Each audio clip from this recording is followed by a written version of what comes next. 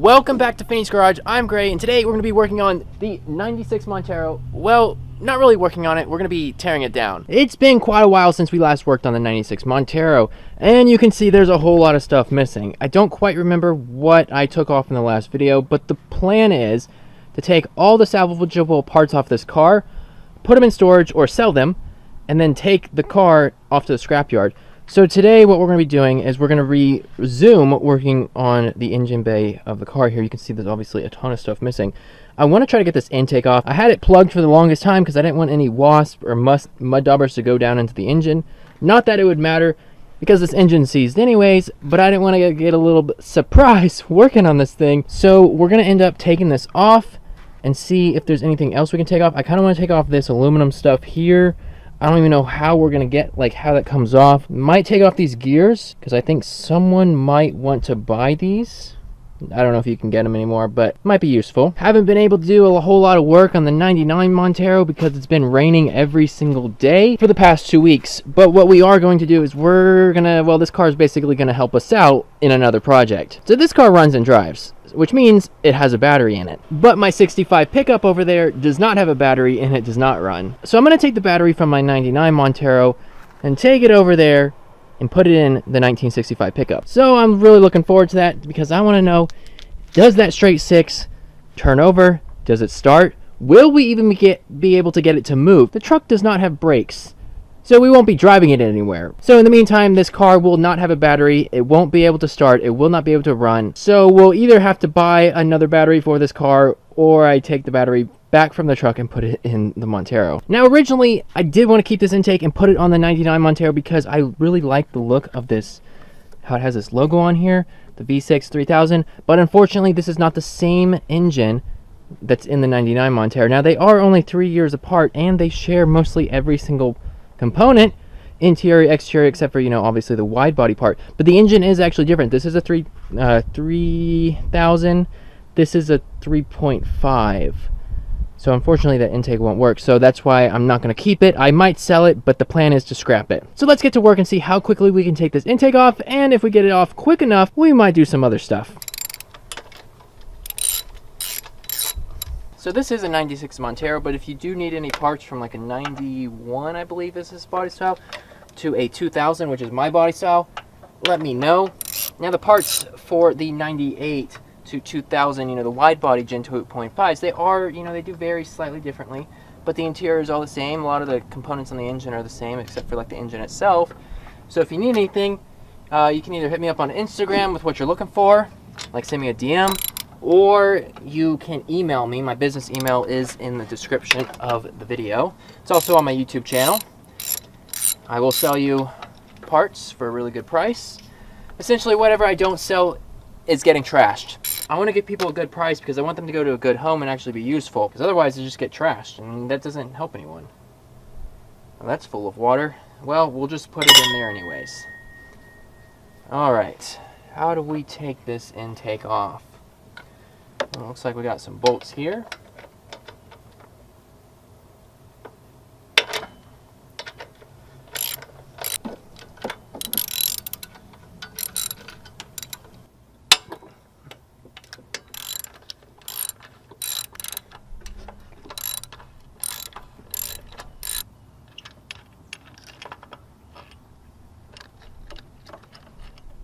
Look at the amount of carbon buildup that's on the inside of this. It might be really difficult to see because of the sun.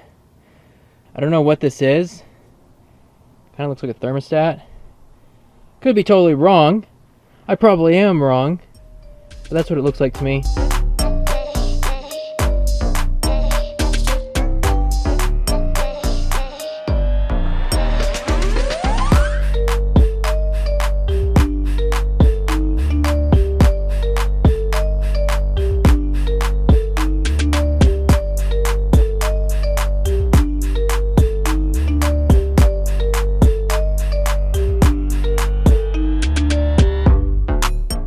Something that's actually kind of interesting to me is that I put a 12 on this bolt back here, and it was tugging at it, and I was like, okay, this is easy. This thing's so loose. I go to put the 12 size socket on this bolt right here, doesn't fit. I mean, maybe you know, Mitsubishi just put like a 12 and then a 13, but it doesn't seem likely because they're right next to each other. And the only weird thing is, I'll show you when I get this bolt out of here. So this one has like a lip to it.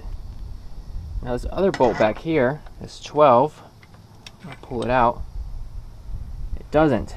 So this is 13, it has a little lip to it.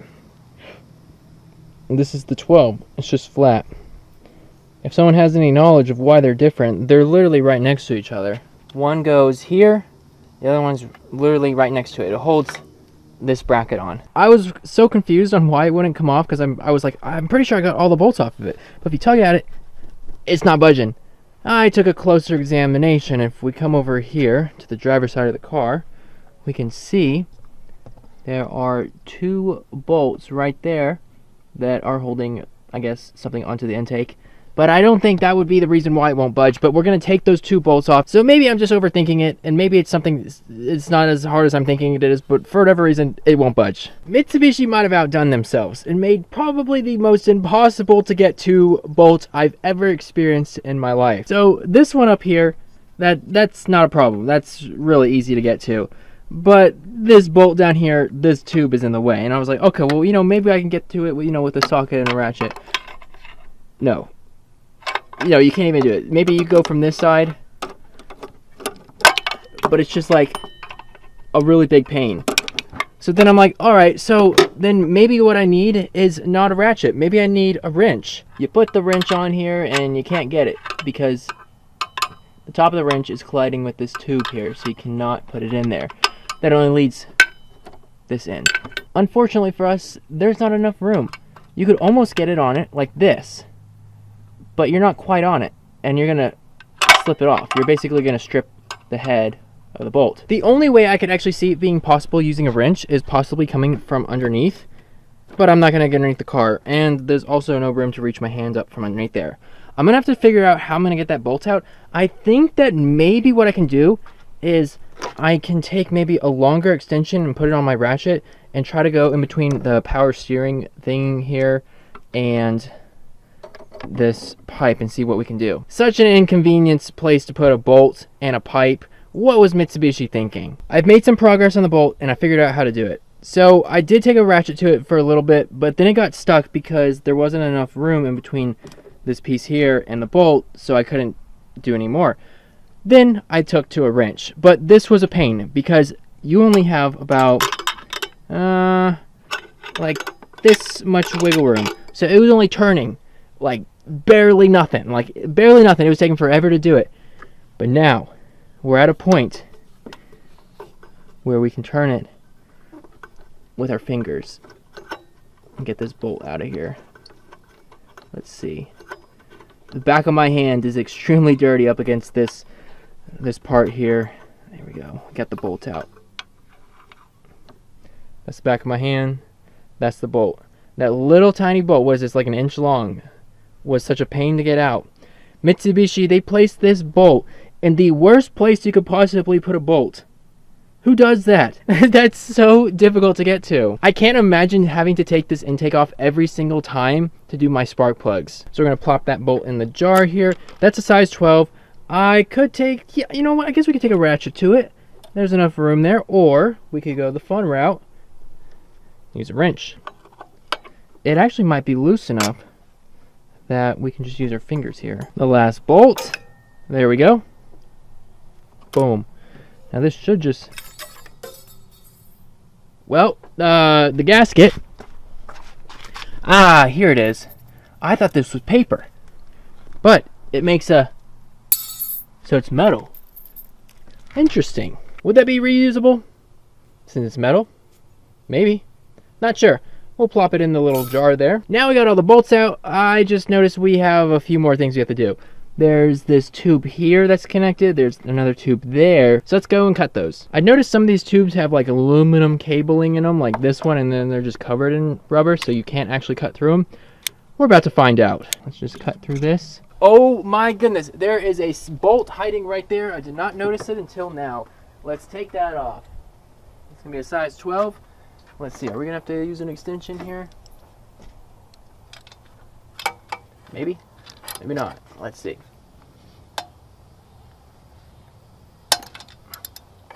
I had my weight on this thing, and I just felt it shift. Oh, geez. It's going on from underneath me.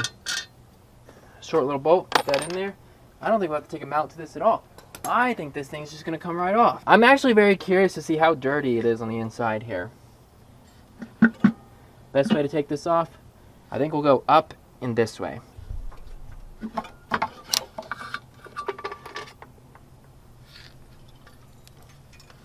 Look at that. That's so cool. There's all that black carbon on the inside of that. Look at that. Super dirty.